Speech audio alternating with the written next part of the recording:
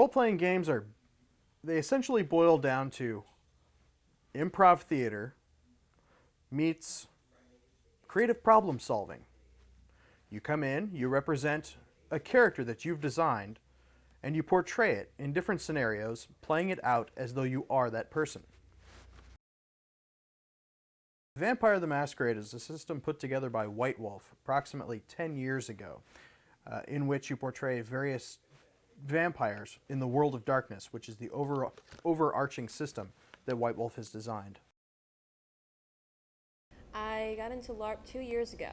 I'm an oddity in the LARP community, actually. I started out playing in a vampire LARP, so I played a ghoul. And then I made an actual vampire PC later. I've been playing the game since about 98, a little bit before then too. Did some games up in Chicago and some other places. Some wild, fun times. I had just gotten to college, and I was open to new things, you're supposed to be open to new things when you get to college. And when my friends told me about this game where you have to act, and I don't do any acting at all, I never did any, so I was interested in it right away. So I went there a couple times, and I don't know, it's just addictive. The storyteller is the person who describes the world for you.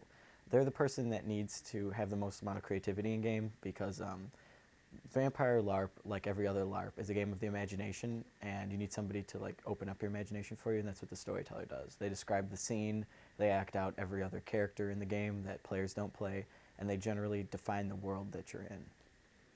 I'm a storyteller up at the Edwardsville Chronicle of OWVN here in Illinois.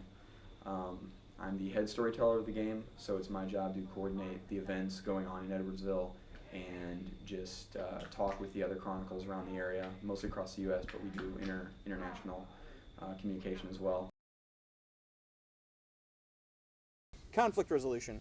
Conflict resolution in LARP is done through paper, rock, scissors. It's a very quick, efficient system. You basically... Truth challenge. I'm going to punch you, you bastard. Okay. Ready? At that point, we compare traits on the sheet. If he has more, he wins. If I have more, I win. You were just moving. Do you want to do anything else? I'm going to try to interpose myself between Did you want to stop his action? Because you didn't do anything but move. You can attempt to stop him from stabbing her. Do you want to? Sure. If you do, it will break your majesty, because you're taking offensive action against him. That's probably a no, isn't it? Do you want to? I'll do it. Okay, very good. Go ahead and attempt to stop him. I'm put enough to deflect your shot. I have bomb and I went on task. I'm energetic. I have a bomb. I went on task. Yes, it is correct. Go ahead. Just keep going, dude. Just start the... we'll be in there. I'll melee. I will brawl. Oh, might. Ooh, he's got you. A player character, also known as a PC. Player characters is any player that is playing a character. A character can be anything from a vampire to a ghoul, or any other thing that the player can persuade an ST to let him play. When you enter into LARP, different people play different things for different reasons. A vampire PC, a full-fledged vampire, requires basically more downtime, care, and feeding than a ghoul does.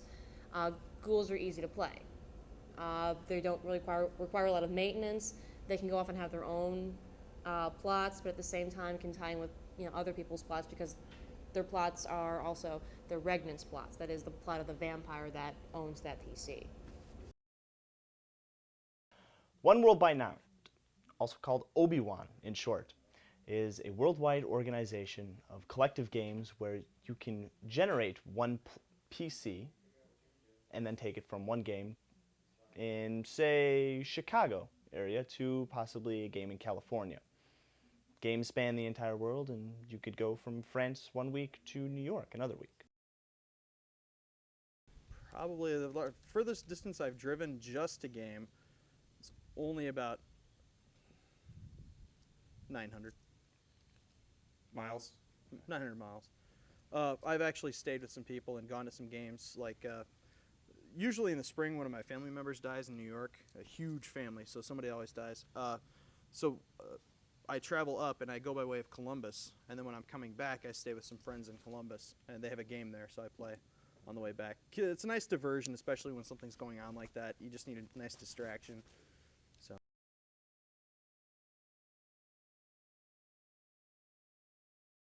Clan Essamite is a clan of Middle Eastern vampires. They are best known for killing other vampires. Their basic beliefs are that other vampires are a blight upon the earth, and they should destroy them. So they're very antisocial and very martially bent.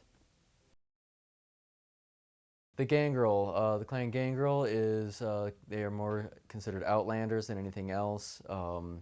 They roam around in the woods for the most part and very adept at survival in the woods and surviving even within the city amongst other vampires. Toreador. They like art. Whatever that might be.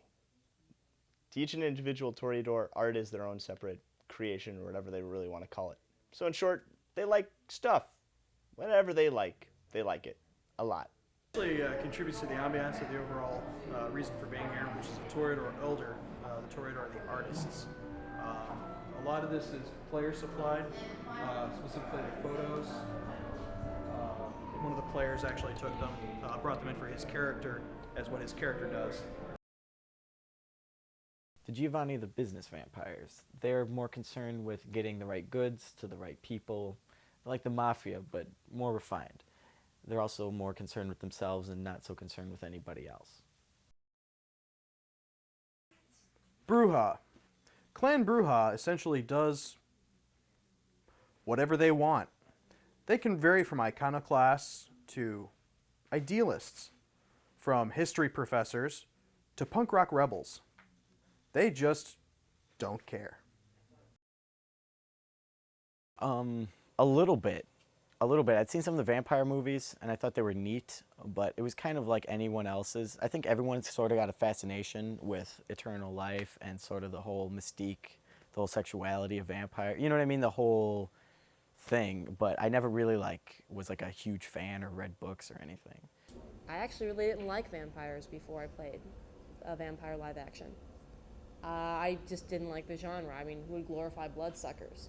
But this is a particular game written in a particular way that allows a lot of leeway to make a character that is interesting and interesting to play because he or she has a story. What draws me to live action is the same thing that draws me to any other kind of role-playing game. I love a good story. Some people go in for wish fulfillment, indeed. I mean, it's great to be able to be a vampire who can run fast and bench press a car and turn into a wolf. That's fun to do. And in that sense, yeah, that is kind of a wish fulfillment. I have a character who can uproot trees and make them walk around. Sometimes doing that kind of thing is just so darn cool. But in the end, a lot of people come because it's a really good story. Basically, between games, we have prep for the next game. We want to make sure we're all on the same page. What we do is we have 2 ST meetings a week on Tuesdays. Nick didn't know anything what happened to his businesses until I sent Megan the report because he didn't want to be involved because his PC's involved. Right, yeah.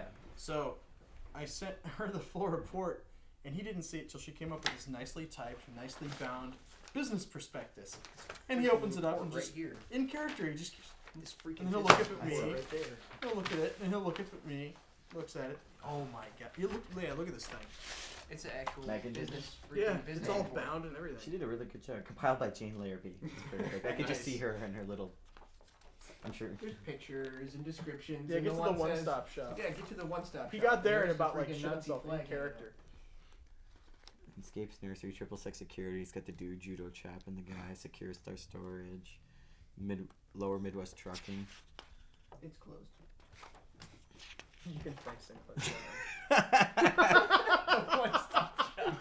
It's got the freaking this general store with all these guns and shit on the wall, and it's just a big Nazi flag. It's It's synonymous. All right. This is my. the Nazis have taken over my store. This is my fault. Because they're like, so where's the local KKK meeting? I'm like, I don't know. I like a gun shop. And it happened to be yours. There you go. There you go. Thanks, Bob. No problem. No one could ever see I'm being biased to anyone. All right. There's always some misconceptions. Folks just don't understand really what it is that we do. But as far as it is for me, it's just a fun thing to do. I get together with a lot of my friends, and we put our imaginations to good use, and we have some pretty creative acting and playing out different parts of our own personalities sometimes, and it just gets really fun. Yeah, my God. Yeah, I mean, some people will say that it's a lifestyle because when you're fucking driving, can I swear? Okay. When you're driving like 10 hours in a weekend to go play, you know, it can get, it's a very inclusive hobby, but yeah, it's just a game. So it's a goofy game at that.